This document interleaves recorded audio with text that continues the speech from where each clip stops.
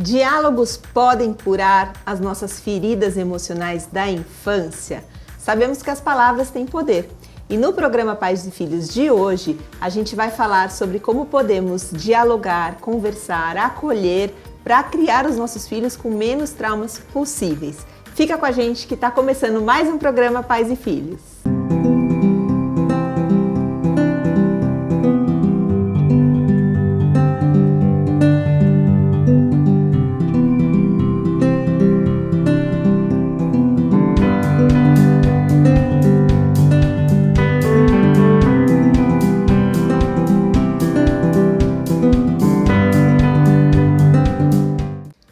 Seja muito bem-vindo, muito bem-vinda ao programa Pais e Filhos. Hoje nós vamos falar sobre o poder das palavras na educação, na criação dos nossos filhos, nas relações familiares.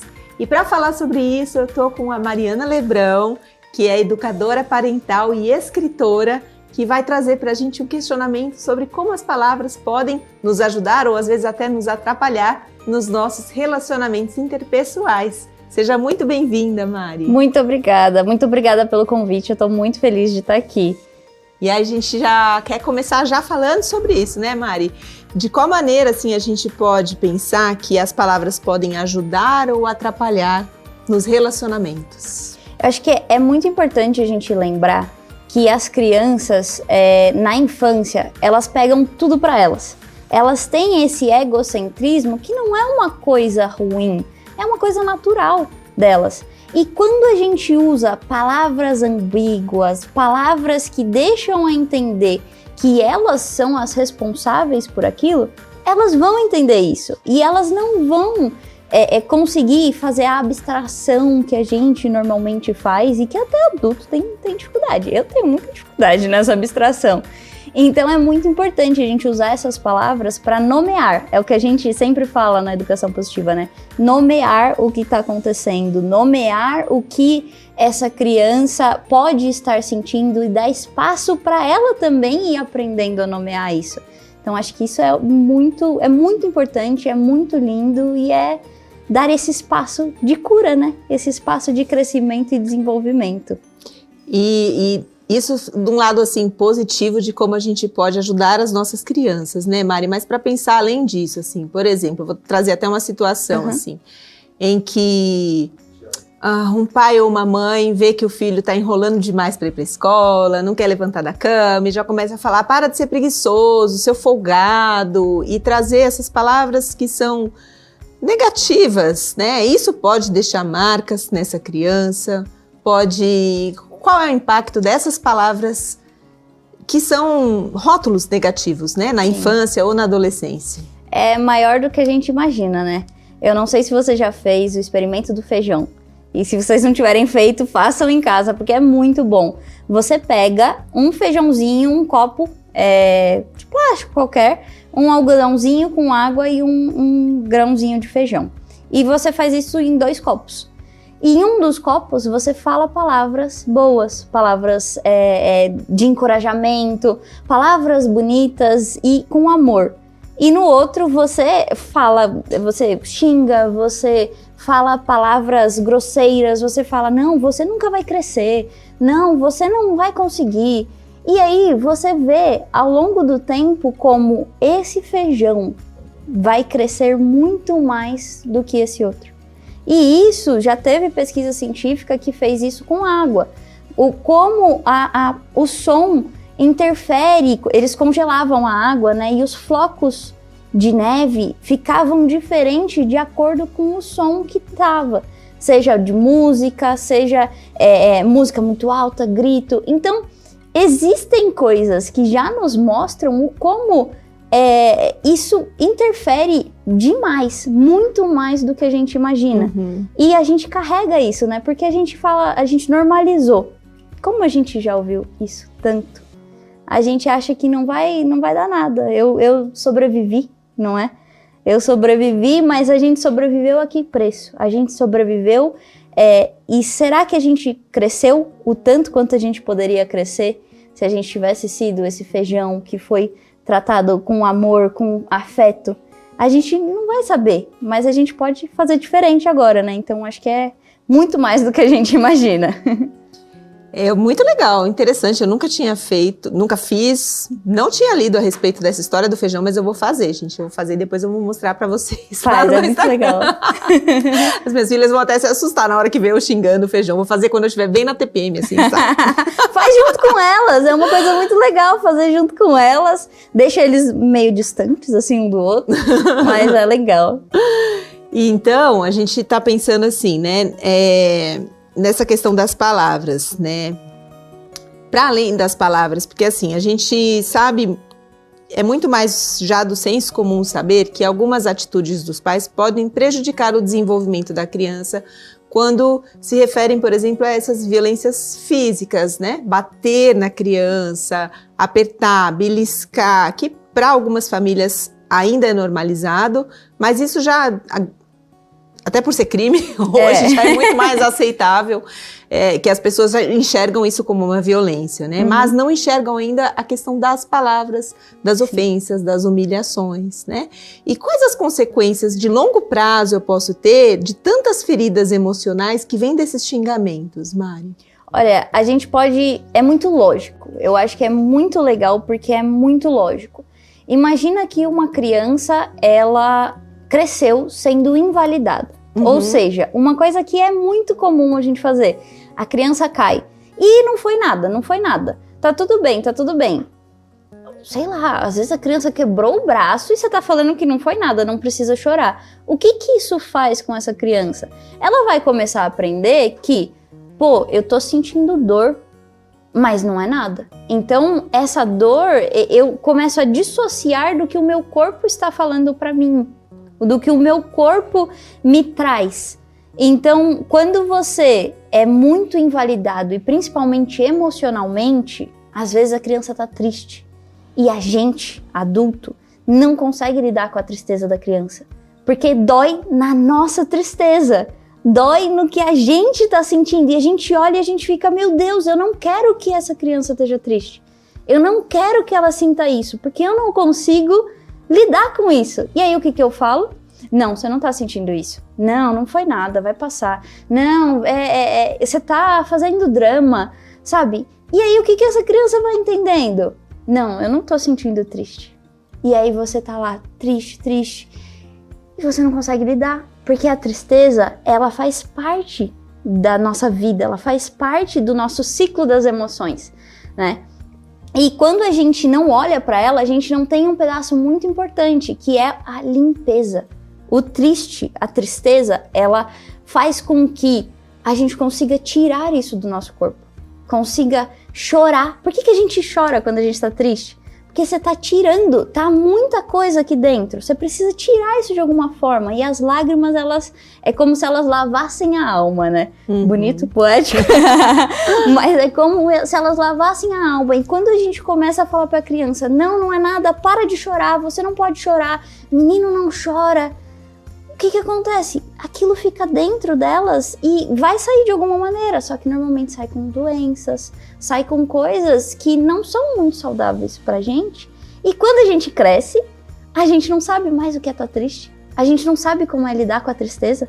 E aí você fica triste, o que você faz? Não, eu vou assistir um filme pra esquecer de tudo que tá acontecendo. Não, eu vou sair, eu vou ir pro bar.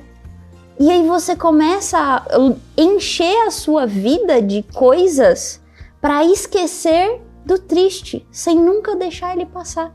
Só que quando o triste passa, vem a alegria, vem uma renovação, porque você abriu o espaço. Não dá pra gente passar para uma próxima etapa no nosso ciclo das emoções se a gente não abrir caminho, não abrir espaço. E as consequências, elas são muito lógicas. Quando a gente começa a ver, é muito legal.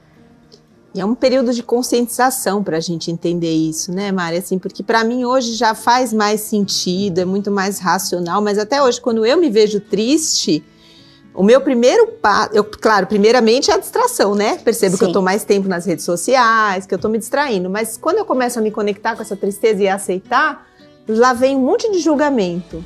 Nossa, você é tão privilegiada. Olha tudo que você tem na sua vida. Você precisa ser grata, você não pode estar triste. E aí, muitas vezes, aí eu começo a perceber, eu falo, não, mas peraí, você pode estar triste sim. Aí fica aquele diálogo interno brigando, o anjinho e o diabinho aqui falando, né? Porque, de fato, é que eu fui começar a ter alfabetização emocional muito tarde na minha vida, né? E fui aprender sobre isso, e todos os pais podem aprender. Inclusive você que está assistindo a gente agora, às vezes está lidando com esses conhecimentos pela primeira vez, e se você tem dificuldades com seu filho, você pode trazer suas histórias para a gente no QR Code que está aparecendo aqui na tela, onde você pode contar para a gente de onde você é, qual é a dificuldade que você tem com seu filho, que vai inspirar a gente a fazer programas para te ajudar. E falando ainda sobre isso, né, Mari, dessa alfabetização emocional, você escreveu um livro que pode ajudar as famílias. Sim, e é muito importante isso, eu pensei muito sobre isso, que não tem como nós adultos ajudarmos as crianças a entenderem as emoções delas se a gente não souber. Então, no meu livro, aqui, no começo dele tem um prefácio que é para quem cuida de mim. Então, o começo do livro ele já pega e traz uma explicação. Mostra ali para aqui, ó. Desculpa.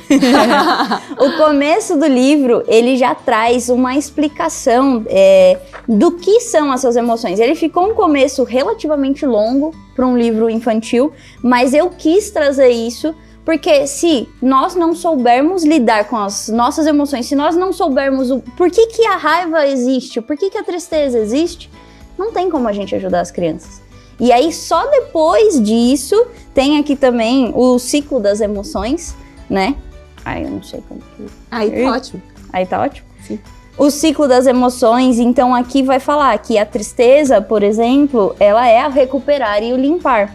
A alegria é a força de vida. A alegria, ela é linda. Todas as emoções são lindas, tá? Todas as emoções são positivas, porque tudo traz alguma coisa pra gente muito importante. A gente precisa de todas elas para se desenvolver, para passar pela vida, né? E é um ciclo, realmente.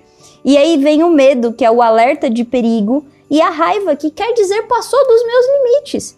E não quer dizer que a gente vai sair batendo em todo mundo, mas quer dizer que isso vai ajudar a gente a entender quando algo tá a mais do que a gente aguenta. E isso é uma das coisas que nós adultos, a gente joga para debaixo do tapete, numa facilidade. A gente começa a não entender os nossos limites porque a gente não pode sentir eles. E isso pega muito a gente. E por isso que a gente precisa se reeducar emocionalmente, ter esse autoconhecimento para depois falar com as crianças. E o amor, né? O amor, a conexão que tem que estar junto com todo mundo. Mas o livro, ele traz a ideia dos óculos da minha vida. Então, ele traz diferentes óculos para cada emoção. Para trazer essa ideia de que quando a gente se sente de uma maneira, a gente vê o mundo dessa maneira. E ele vai introduzir também os óculos do trauma. Então, aqui você vê a história de um menino desde que ele nasceu até os 25 anos. E nesse meio do caminho, aí a gente conhece um pouco a história dele, e ele começa a enxergar o mundo, às vezes, de uma maneira muito assustadora. De uma maneira que tudo, onde não tem nada, passa a ter a pior coisa da vida, e ele se esconde, ele tenta sair, mas ele não consegue, porque está nos olhos dele. E isso, quem cuida dele, que é um vulto rosa, eu não coloquei como uma mãe ou como um pai, porque eu quis incluir todos os tipos de família. Então é um vulto rosa e tem um vulto cinza. É uma figura que está disponível emocionalmente e uma figura que não está. Que poderia ser um professor, uma professora, não necessariamente um pai ou uma mãe, sim, né? Sim. Um adulto interessado por aquela criança. Isso. Alguém disponível. Tá. Quem cuida dele. Tanto é que a nomenclatura ficou quem cuida de mim. Então é alguém que cuida dessa criança. Muitas vezes a gente tem famílias onde a criança é cuidada pelos avós. Sim. Então pode ser quem cuida dessa criança. E quem cuida dele começa a explicar como lidar, como entender esses óculos do trauma. Como eles vão se manter na nossa vida para sempre. Não tem como a gente não deixar de ter vivido o que a gente viveu. Não dá pra gente apagar o nosso passado, mas dá pra gente entender o que ele traz pra gente hoje e como a gente pode aprender com ele pra seguir a nossa vida. Então, essa é a ideia geral. Eu não li o livro ainda, tá, gente? Mas eu quero esse livro pra mim já, pra ontem. Então, Mari, conta pra mim, esse menino, então, ele enxerga o mundo pelas lentes do trauma. Isso significa que ele passou por algumas experiências traumáticas na vida dele. Ele tem consciência disso ou não no livro? No livro, ele não entende o que é, mas como ele começa a perceber esses óculos do trauma na adolescência, quem cuida dele começa... Interessante, né? Interessante, que aí é na adolescência que os problemas se revelam. Mas quando ele começa a perceber isso, deixa eu ver se eu acho que eu tenho uma imagem legal aqui. E aí quem cuida dele começa a mostrar que os óculos do trauma, eles têm como se fosse um código de barras. E nesse código de barras, eles levam a gente aqui. Eles levam a gente a perceber o que causou aquilo. O que aquilo tá querendo me proteger. Porque a gente leva o trauma como algo ruim. Mais uma vez, a gente leva tudo pro ruim, né? Todas as emoções são ruins, tudo é ruim. Mas o trauma tá aqui para mostrar pra gente que, poxa, eu precisei me defender em algum momento da minha vida. E foi assim que eu consegui sobreviver. Isso os trauma, muitas vezes, além de ser uma ferida que a gente precisa olhar, que a gente precisa tratar, ele foi a nossa salvação. Ele foi o que nos permitiu chegar até aqui hoje. E por isso que a gente tem que olhar para isso com muito carinho e muito respeito. Claro que eu não vou amar o meu trauma, mas eu posso aprender e, de alguma maneira, ser grata pelo que ele me ensinou. Porque o personagem, ele não tem nome, é o protagonista. É mais uma coisa para deixar com que as crianças se envolvam e criem dentro do livro, né? Mas ele descobre que esses óculos vão acompanhar ele para sempre. E isso é quem ele é, isso forma quem ele é. Então, quando a gente tenta jogar pro tapete todas essas coisas, a gente tá jogando pro tapete uma parte da gente. E a gente... Faz tempo que a gente não fala sobre trauma aqui no programa, Mari, assim, eu acho que é interessante só trazer, até para quem tá ouvindo a gente pela primeira vez e não sabe, porque trauma antigamente tinha um conceito de estar relacionado a grandes guerras, catástrofes naturais, situações de abuso. E isso, hoje em dia, a neurociência vem estudando trauma e hoje a gente ampliou muito esse olhar, porque eu gosto muito da definição do Gabor Maté, o psiquiatra canadense hoje ele mora no Canadá, mas enfim, é uma história longa a do Gabor, né? Dele ter nascido na guerra, enfim. Ele traz esse conceito de trauma com T maiúsculo e trauma com T minúsculo, Sim. né? Porque às vezes aquilo que a gente não achava que era trauma, que foi, por exemplo, eu vivenciar uma vida na minha infância, num lar disfuncional, onde eu ficava vendo as brigas dos meus pais. Isso é um trauma, pode ser um trauma com T minúsculo. Ou eu ter sido deixado no berço chorando para dormir, tive que aprender sozinho ali a dormir quando eu era um bebê. Isso pode ter sido um trauma com T minúsculo. Terem arrancado a minha chupeta e entregar para o Papai Noel. E eu fiz isso com a minha filha, tá? Isso é um trauma com T minúsculo. Então, assim, tem muitas coisas que a gente... Claro, até do meu exemplo que eu dei aqui, eu não tinha a menor noção na época que isso poderia ter um prejuízo. Então, a gente precisa aprender, estudar, né, se atualizar para poder perceber que esses traumas, eles podem ser armazenados no nosso corpo, registrados no nosso sistema nervoso central e ter uma sequela lá na frente. Que no livro da Mari, pode ser a maneira como eu enxergo o mundo. Sim. Eu posso enxergar o mundo como um lugar não seguro. Isso. Eu tenho medo das outras pessoas, eu tenho medo de pedir ajuda. Isso, exatamente. Eu me sobrecarrego na minha vida adulta hoje porque eu tenho medo de pedir ajuda. Isso é uma sequela de trauma que a gente não fala. Sim, e eu acho que essa parte do trauma com T maiúsculo e T minúsculo, eu gosto muito dessa definição. Porque a gente negligencia realmente, quando a gente tem uma vida privilegiada, e eu tenho também uma vida privilegiada, você começa a olhar para o mundo e muitas pessoas têm muito mais problemas do que você, têm muito mais dificuldades financeiras, sabe? E aí você começa a falar assim, ai não, mas eu não podia reclamar, igual você falou, exatamente. E quando a gente traz esse conceito de trauma com T minúsculo, a gente começa a entender que todas as pessoas passam por dificuldades. E tá tudo bem, porque é isso que trouxe a gente até aqui.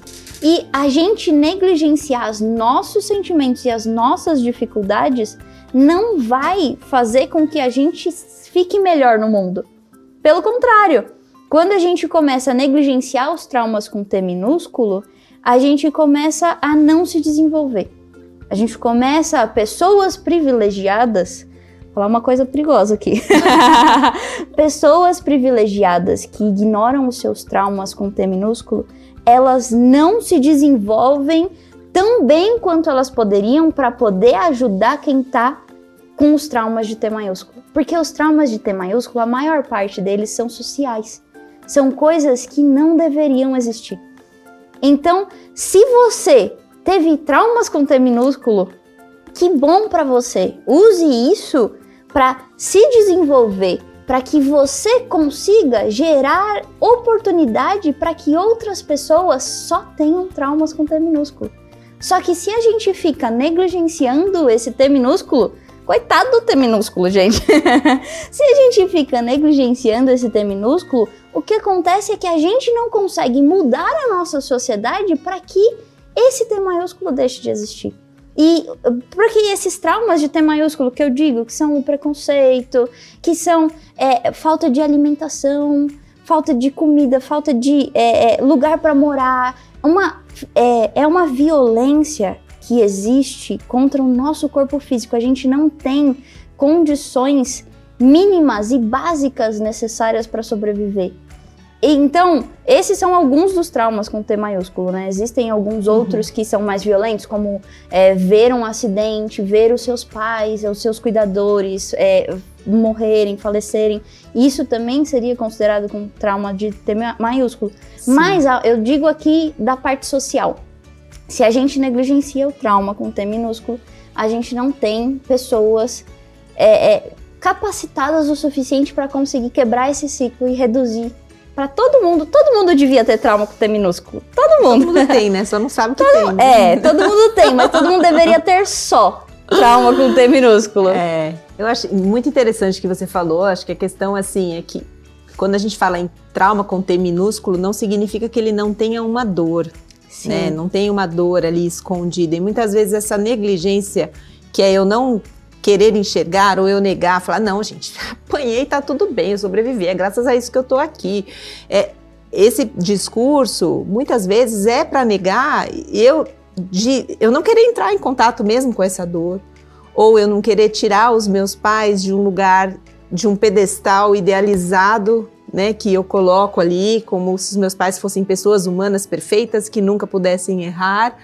E é muito difícil tirar os pais desse pedestal, então para eu sustentá-los, dizendo que eles são certos, eu tenho que abrir mão de enxergar a minha dor, né? Só que a gente só ilumina a dor quando a gente tem consciência sobre ela, e aí a gente vai buscar esses caminhos de curar essas feridas da nossa infância, mas numa atitude que primeiro precisa de muita coragem, né, Mari? Muita. Nossa, eu acho que coragem é uma palavra muito importante nesse processo, porque a gente tem um julgamento de que você olhar para o seu passado e ver as coisas que não foram tão boas é você julgar de uma maneira negativa, do tipo, não, porque meu pai fez isso, minha mãe fez aquilo, e aí você leva aquilo mais uma vez para o negativo, que não é.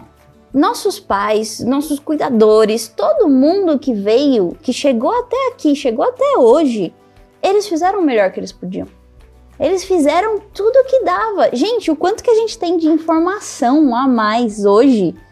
Hoje, você não buscar algo melhor, se você tem, vamos lá, vamos abrir um parênteses aqui. Se você tem tempo, condições de buscar essa informação, tal, se na sua vida isso cabe, porque a gente sabe que infelizmente muitas vidas não cabem isso.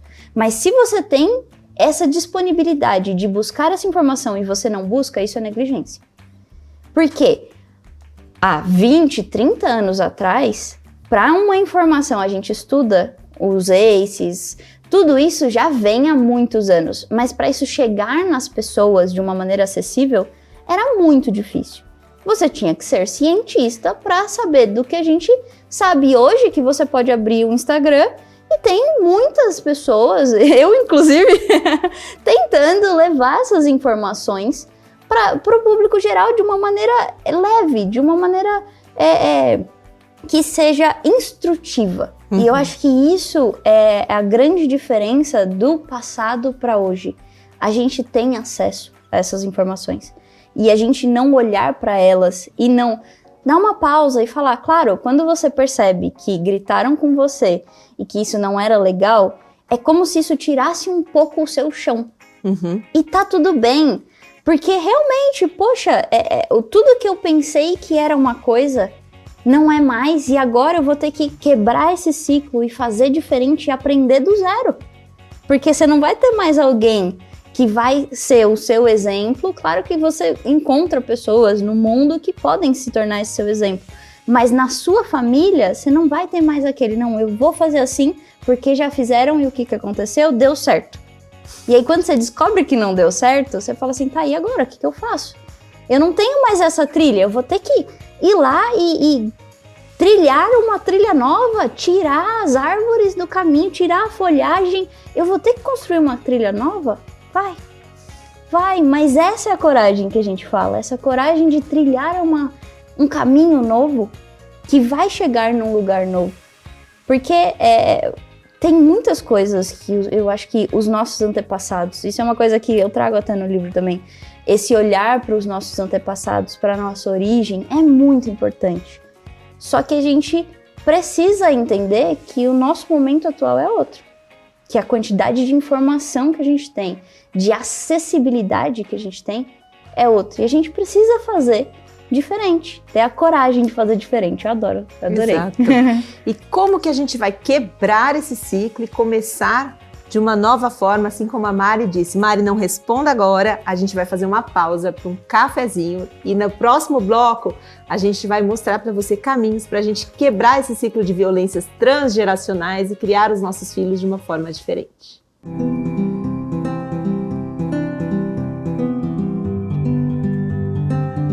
Estamos de volta com o programa Pais e Filhos e hoje falando sobre diálogos que curam, o poder das palavras na criação dos nossos filhos.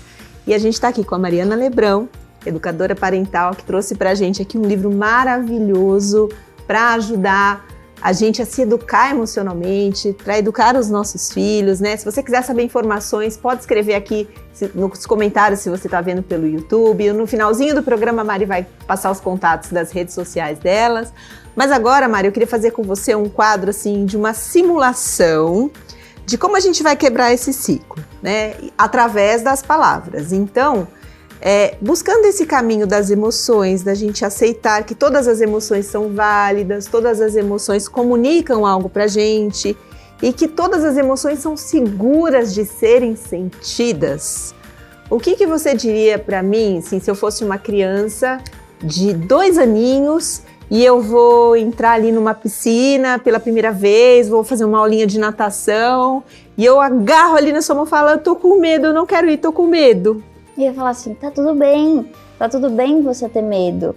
Como você se sente, como o seu corpo se sente. E uma coisa interessante é a gente começar a prestar atenção no nosso corpo. E seguir, e falar assim, tudo bem, como você se sentiria mais confortável? A gente pode sentar na beirada da piscina e colocar só o pezinho. Você gosta disso? Eu vou estar sempre com você. Você pode sempre segurar a minha mão. A gente não solta. E aí a criança pode escolher ir e sentar e colocar o pezinho na piscina. E aí você vê, ela começou a ficar mais confortável, você quer vir aqui pela escadinha? E aí a gente vai descendo aos poucos e eu te seguro. Você quer ficar no meu, nas minhas costas e eu vou nadando? Mas a gente sempre vai vendo esse limite. E acho que o mais importante pode ser que essa criança não queira entrar e ela não entre. E tá tudo bem. E ela fique só com o pezinho lá e ela fale assim, não, tá bom, é isso que eu quero pra hoje. E E aí você volta outro dia e tenta de novo, mas você vai ouvindo essa criança, você vai... Acho que uma palavra muito boa para combinar com a nossa coragem do primeiro bloco foi curiosidade. Tenha curiosidade pela criança e pergunte incessantemente.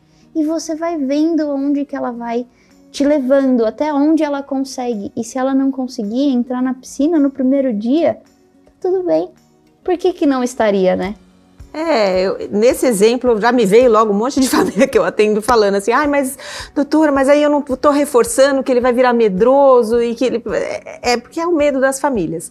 Sim. Então assim, não necessariamente isso vai acontecer, você pode, às vezes aquele não é o dia adequado, a criança não tá bem naquele dia, então você pode tentar em outro momento, uma semana depois, 2 meses depois, porque já teve um amadurecimento diferente, porque nessa idade é tudo muito rápido.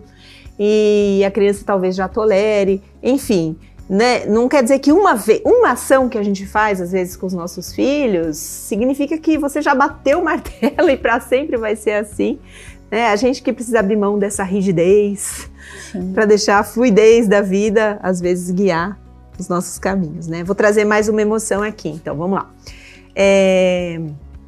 Vamos supor que eu estava segurando um brinquedo, e aí o meu coleguinha foi lá e pegou da minha mão. Sabe o que eu fiz? Eu empurrei ele caiu no chão. Tá, então primeiro de tudo, um adulto que estiver nessa situação vai precisar acalmar essa situação sem invalidar nenhum dos dois. Então você primeiro escuta, se abre para ouvir aquilo. Apazigua, né? Para ninguém se machucar. Mas você começa a perguntar o que aconteceu. Porque qual que é o nosso pensamento? Ele empurrou o colega, então ele que tá errado. Mas sempre tem uma história por trás. Sempre tem um segundo lado. Então você primeiro acolhe a criança que... Como que acolhe? Acolhe, vai depender de qual criança estiver mais desestabilizada naquele momento. Vamos supor que só tem uma aqui, só tem eu que empurrei. Só tem você que empurrou, beleza. Você que empurrou, você vai... ver qual que é o estado. Se ela tiver com muita raiva, eu vou falar assim, nossa, você tá com raiva? E você vai nomeando para essa criança o que pode ser que ela não entenda ainda que ela tá sentindo. Você tá com raiva? O seu corpo tá quente? O seu coração tá acelerado? Vem cá, a gente pode bater nesse travesseiro. A gente pode gritar no travesseiro, a gente pode pular, a gente pode rasgar papel. Pega um papel de rascunho aqui, vamos rasgar. Grita, mexe o corpo. Deixa essa raiva sair. E você vai ver que a criança vai, aos poucos, ela vai diminuindo essa velocidade. Porque já vamos estar entrando num outro estágio, num próximo estágio. E depois da raiva, muito provavelmente vai vir a tristeza. E aí ela vai começar a chorar.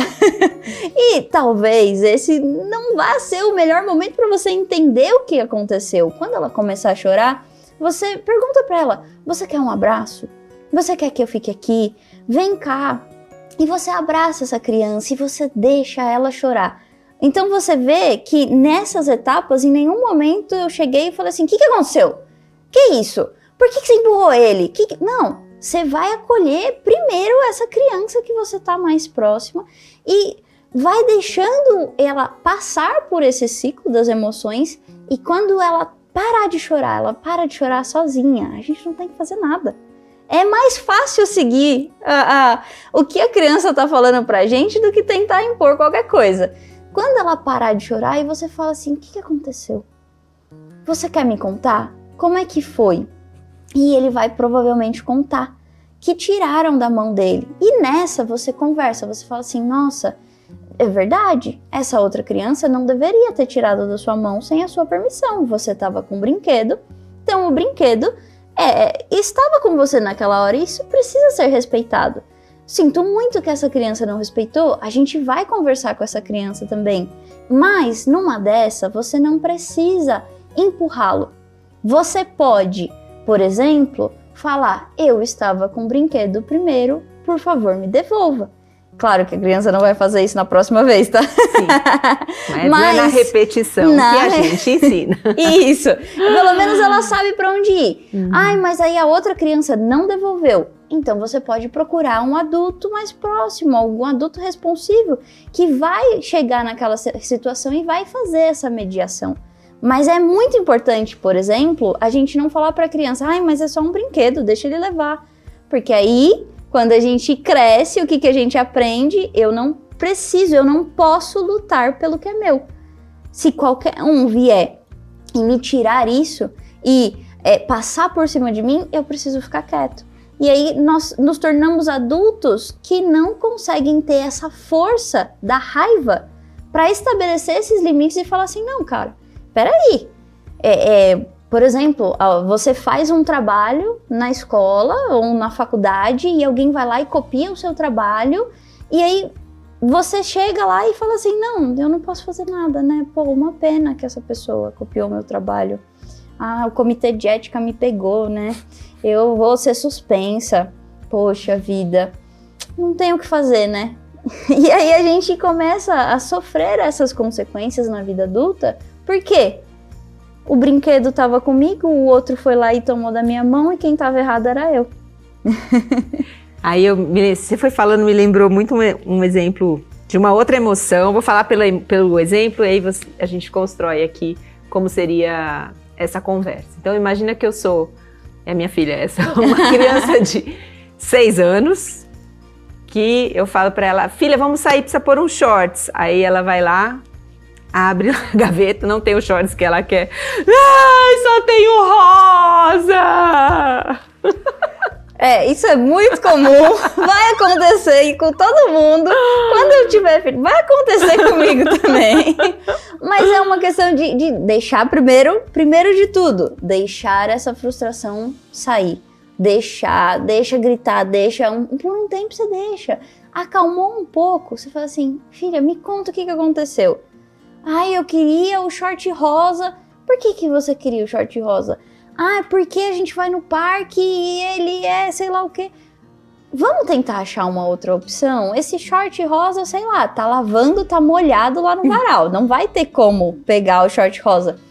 Explica, filho, o short rosa tá lavando, ele tá molhado. Não tem como você usar o shorts rosa hoje.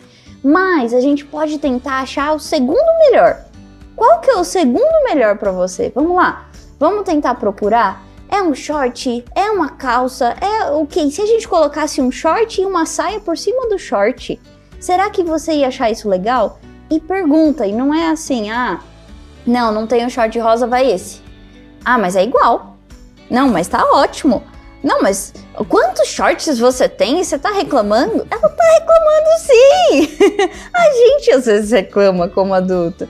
Mas é permitir isso e ajudar a criança a achar uma solução. Isso, acho que o grande ponto só, Mari, é que às vezes a gente está com pressa e a gente quer ajudar ela logo nessa frustração e propõe essas soluções, só que não é a hora de falar. Então a gente tem que esperar a criança passar por esse pico da frustração. E aí eu sempre falo essa ferramenta para as mães. Zíper. Não fica falando nada, porque às vezes na hora que a criança está gritando, chorando, as palavras são lenhas na fogueira, assim, piora a situação. Sim. Porque você fala uma solução, a sensação que ela tem nessa hora é que ela não está sendo compreendida. Você não está vendo a minha frustração aqui. Isso. Né? Então quando você percebe que a criança começa a se acalmar, e às vezes a gente ajuda ela quando a gente nomeia e valida, aceitando. Sim. Poxa, filha, você queria esse short, você tá chateada, né? Que pena que ele não tá aqui. Sim. Eu tô mostrando ali, tamo junto, né? Eu tô Sim. te compreendendo nessa emoção. Aí depois vem, para qualquer emoção, né? As soluções vêm na hora que a criança começa a se acalmar. Isso. É passar por esse furacão, né? Mas falando pra criança, tá tudo bem, sente, eu vou estar aqui com você. E quanto mais velho a criança for ficando, mais você tem que perguntar, como eu posso te ajudar? E acho que isso é muito importante, porque a gente começa a chegar assim, não, você tá triste? Vou te dar um abraço. Você não sabe se a criança quer o seu abraço. É triste quando uma criança não quer o nosso abraço, é muito triste. Mas às vezes ela não quer e tá tudo bem. Então, quando a gente pergunta pra criança como eu posso te ajudar, eu posso, e dá algumas sugestões também, você quer um abraço? Ou você quer que eu só fique aqui do seu lado? Eu fico aqui sentadinho, eu espero você. Pode fazer tudo o que você precisar. E aí a criança vai lá e chora e grita no travesseiro e você dá esse tempo para ela e depois você conversa mais logicamente com essa criança, né? Perfeito. Gente, agora nós temos um momento das perguntas dos telespectadores. E se você também tem uma dúvida e quer mandar pra gente, escreve pra gente aqui, manda o seu WhatsApp nesse link que está aparecendo aqui, nesse QR Code, ou deixa nos comentários se você está assistindo pelo YouTube, que a gente quer saber também a sua dúvida e a gente vai lá te responder lá. Se a Mari não vê, eu chamo ela lá e falo, Mari, tem dúvida da galera? Mari, é o seguinte, a primeira dúvida é da Débora Alves, de São Carlos, São Paulo. Sou mãe solo e às vezes me exalto com meu filho. Como reconstruir o vínculo depois de um episódio mais duro? Com o tempo. Eu acho que essa é uma resposta que ninguém gosta, mas é muito importante a gente entender que, por exemplo, ela falou que ela é mãe solo. Ela já está numa situação que não é a ideal, porque não tem ninguém para dar o suporte para que ela esteja emocionalmente disponível para o filho. Não é o ideal, mas tá tudo bem também. A gente trabalha com redução de danos. Que não é o ideal, mas é a vida real, né? Mas é a vida real, é isso, adorei. Não é o ideal, mas é a vida real. E tá tudo bem. Isso não quer dizer, por exemplo, que ela tem que achar alguém pra ficar com ela. Não é isso. Mas entender a realidade dela e as capacidades e limitações dessa realidade. E perceber que quando você faz alguma coisa que seu filho não gosta, primeiro de tudo, esteja disposto a pedir desculpas. Esteja disposto a perceber, e falar assim, filho, me desculpa, eu tava muito nervosa, não justifica, eu não deveria ter agido assim com você, mas eu gostaria de te falar que eu não aguentei e eu agi dessa maneira e eu gostaria de te pedir desculpas. E descobrir jeitos de reparar isso. Você pode perguntar, se é uma criança mais velha, você pode perguntar como que eu posso reparar o que eu fiz com você? Eu acho que é uma pergunta válida. Mas se não é, você pode também ir criando momentos de conexão com essa criança. E você não vai pedir desculpa e a criança vai falar assim, claro, mãe, tá ótimo. Eu sei o quanto você trabalha por mim, eu sei todo o seu esforço e tá tudo bem. Você só teve um dia ruim. Pode ser que a criança só fale assim, tá bom. E você tenha que reconquistar essa confiança. E o reconquistar a confiança, não sei se é o caso, mas quando você trata os seus filhos e age com os seus filhos de uma maneira um pouco mais violenta por um tempo relativamente longo, você vai precisar de um tempo relativamente longo para reconquistar essa confiança. É impossível? Não, nunca. Nunca vai ser impossível. Eu tenho essa história, por exemplo, com meu pai. Meu pai, eu comecei a ter uma melhor relação com ele quando eu já estava perto dos 20 anos. Então, assim, nunca é tarde demais para você reconquistar essa confiança do seu filho, mas é um processo longo. Não é uma coisa, não é uma palavra, não é uma frase que você vai falar. É momentos de conexão. Sim. É estar presente para ele e pedir desculpa. Mas acho que esse é o ponto-chave de tudo que você falou, Mari, né? Acho que é uma questão mais importante para reconstruir o vínculo, é você assumir a responsabilidade pelas suas atitudes, pelas suas emoções. Então, até mesmo quando você for pedir desculpa para o seu filho, cuidado para você não dizer assim, desculpa, mas você me tirou do sério. Desculpa, mas é você que fez isso enquanto eu estava cansada e tinha que fazer outra coisa. Se você está pedindo desculpa, mas a culpa é sua, não é uma desculpa genuína, você não está assumindo responsabilidade pelas suas emoções. Então, quando você pede esse tipo de desculpa, é pela sua atitude, pela falta da sua regulação emocional, pelas suas limitações. Não quer dizer que você concorda com o comportamento do seu filho. Sim. Você pode pedir desculpas, eu assumo a responsabilidade pela minha parte, mas mesmo assim eu não gostei do que você fez, não achei correto o que você fez. Sim. Né? Mas separando isso, né? O que é a minha responsabilidade e o que é a responsabilidade do outro. E não é culpa, né? É responsabilidade. E quando a gente olha como responsabilidade, é muito mais fácil de lidar. Sim. Porque não é uma coisa negativa. E não que a culpa seja uma coisa negativa, mas isso é... isso já vai desviar Conversa muito. mais profunda. Temos que fazer um episódio só da culpa aqui. Vamos lá. Meu filho não quer conversar. Essa daí é do Henrique Dias, de Florianópolis, Santa Catarina.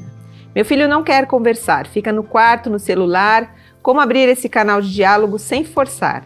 Curiosidade. Curiosidade para mim, é uma das palavras chaves, assim, de relacionamentos. Filho, o que você gosta? E você vai. Sabe o que a gente faz com os adolescentes? A gente espera que eles venham até nós. Por que eles deveriam? Não, não tem porquê. Você, como responsável dele, por mais que, mas é uma carga pesada, mas você é o responsável dessa criança, desse adolescente. E se ele tá recluso, muito provavelmente ele tá se sentindo sozinho. E ele precisa de um adulto responsivo que fale, eu quero estar aqui para você. E pode ser que esse adolescente fale assim, não quero estar com você. E você fala assim, tá tudo bem. Você não precisa querer estar comigo. Saiba que eu vou estar aqui com você. E você fica. Você para que nem uma árvore, fica plantado. Não no mesmo ambiente, mas assim, emocionalmente você vai dizendo o quão disponível você está. E isso faz parte dessa reconstrução da confiança, desse vínculo. E você se interessa pelo mundo dessa criança, desse adolescente. O que ele gosta, o que ele faz. Ele gosta de jogar? Aprende a jogar. Compra um computador pra você, se der, se não der, fala assim, filho, o que dá aí pra gente jogar de 2? Mas entra, embarca, mergulha no mundo dessa criança e desse adolescente. Isso é muito importante, porque você demonstra que você se interessa, que você se importa. E espera. Tempo é nosso melhor amigo. Enquanto você estiver lá e você estiver demonstrando que esse caminho está aberto, algum momento essa criança, esse adolescente vai vir. Mas você precisa estar disponível. Me lembra muito uma situação de um começo de namoro. Você começa a namorar uma pessoa e ela fala pra você assim, vamos no estádio de futebol. Aí você odeia futebol, mas você tá lá no estádio de futebol. Vamos comer, sei lá, sushi. E você não gosta de sushi, mas você vai no sushi porque você tá ali, né, querendo conquistar a pessoa, então você vai se interessando pelo que ela se interessa, você assiste o filme que você não gosta, enfim, a gente cede uma série de concessões, mas quando é o nosso filho, a gente não quer ir lá jogar o videogame com ele, que ele gosta, ouvir a música que a gente acha chata, mas que ele gosta, então a gente precisa ceder um pouquinho, porque a gente tá num relacionamento diferente de quando era infância, isso a gente também precisa aceitar, né, que tem essa ruptura. E uma coisa que eu gosto sempre de lembrar também, Mari, é uma frase do Hugo Monteiro, autor do livro A Geração do Quarto. Né?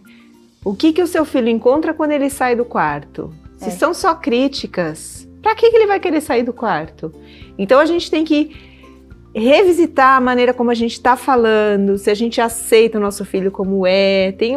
Então, para além da curiosidade, né? Acho que a curiosidade é o primeiro passo mesmo, mas a gente tem que observar a maneira como eu me relaciono com esse meu filho. Né? Se é um relacionamento hierárquico, onde eu mando e ele tem que me obedecer, é uma estrutura de poder que a gente sustenta na infância com uma série de sequelas futuras, mas na adolescência isso vai cair por terra, né? Porque o adolescente vai vir, muitas vezes, quando ele não perdeu a vitalidade ainda, ele vai vir com força, querendo lutar para ser quem ele é. Sim. Né? É que, infelizmente, eu já atendo muitos que já estão perdendo essa vitalidade, né? Com tanto acesso à tecnologia, tanta ausência, tantos vazios emocionais, tá bem complicado. E eu acho que achar o caminho do meio também, né?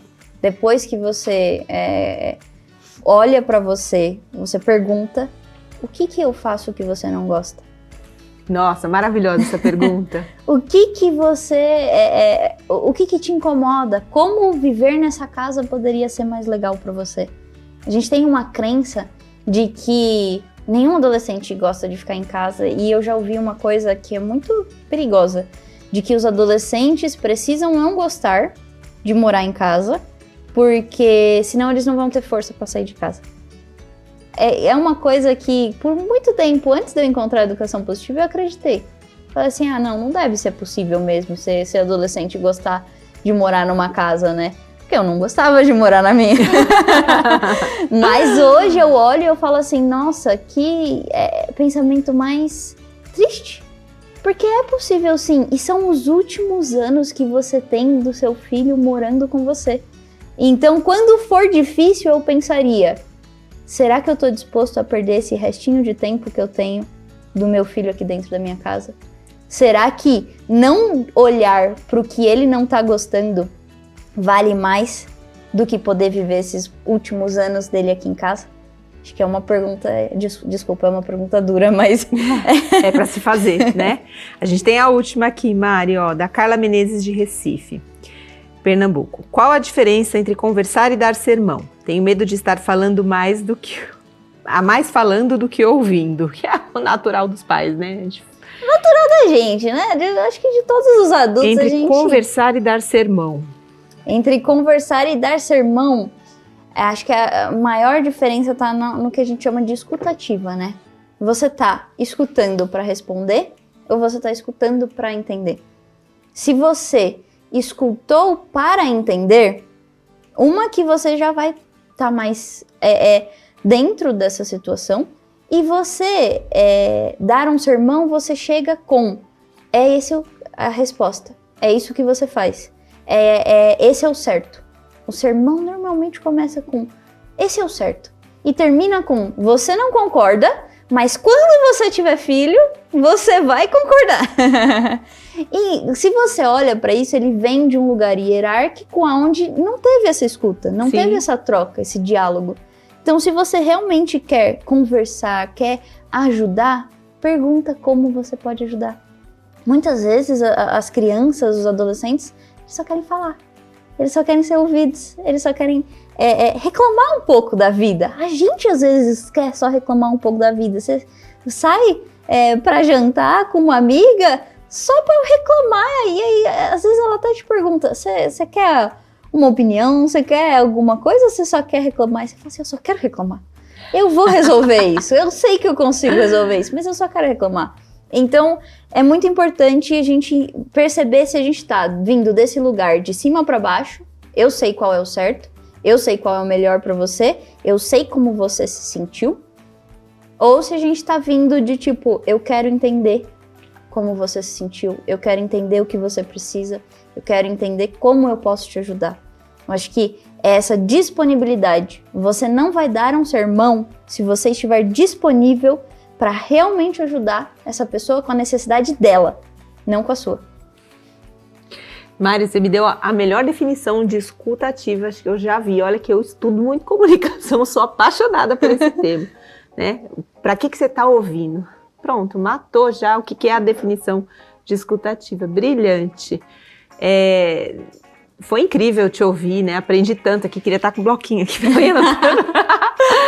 Mas a gente está chegando ao final do programa e eu queria que você pudesse deixar uma mensagem para as famílias assim que percebem, né, que esse programa talvez tenha trazido muitas questões assim, nossa, eu estou fazendo tudo errado com meu filho então, e agora? Uma mensagem aí de luz, de esperança, de caminhos para essas famílias. Eu acho que o que eu diria para vocês é tenham coragem, porque vai dar tudo certo. Vocês vão conseguir. Eu acho que a gente foi muito ensinado de que a gente não é capaz, que a gente não conseguiria. E eu queria dizer que vocês conseguem sim. E olhar para tudo isso, olhar para o que a gente pode mudar na vida, no mundo, dá medo e vai dar medo. Deixa esse medo passar. Porque aí você vai conseguir mais força vital para conseguir realmente fazer algo de diferente. Mas siga com coragem e com a confiança de que vocês conseguem. Confiem em você, confiem em vocês, porque se vocês não confiarem em vocês, vocês não vão conseguir confiar no outro também, vocês não vão conseguir confiar no filho de vocês. E esse caminho todo começa com autoconhecimento. Se vocês estão com dificuldade de lidar com os filhos de vocês, olhem para si, olhem para dentro de si com coragem. só vai. Só vai dar certo, vocês conseguem. Com muito amor, muito carinho, muita responsabilidade e não culpa. Mas vocês conseguem, eu tenho certeza. E onde que as pessoas te encontram, Mari? Nas redes sociais? Nas redes sociais eu tô como Mari_Ferreira Lebrão. Eu tenho um Instagram, eu tenho um podcast também que ele chama EDMC, mas dentro do meu Instagram é mais fácil você achar tudo, tem o Linktree lá. E nesse podcast a gente tem algumas entrevistas até com as professoras da Escola da Educação Positiva. Tem uma com meu pai, que eu falei aqui, que legal. Que a gente teve essa mudança, né? Quando eu era adolescente para adulta, e eu trouxe ele no podcast para ele poder contar um pouquinho dessa história e poder mostrar como uma prova viva de que nunca é tarde demais pra gente mudar, né? Que linda história, Mari. Eu vou procurar, quero muito ouvir esse podcast. É muito bom, ficou muito legal.